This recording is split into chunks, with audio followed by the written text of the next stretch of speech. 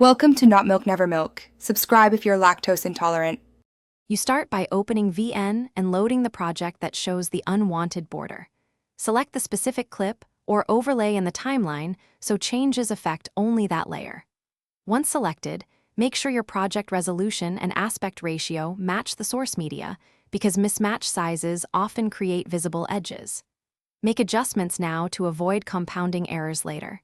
Check 16:9 versus other ratios, and confirm scale and position are at default before proceeding to the editing controls. Next, open the clip's editing panel and choose Crop, Mask, or Transform controls.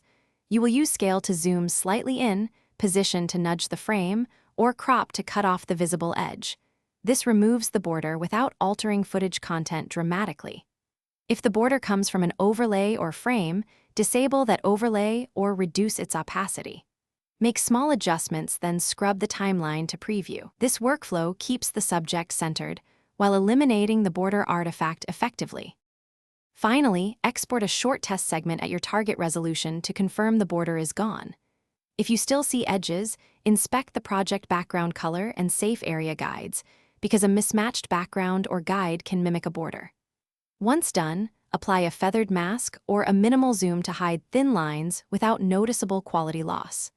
If things go wrong, revert to the original clip, reset transforms, and repeat these steps with smaller increments to avoid overcropping.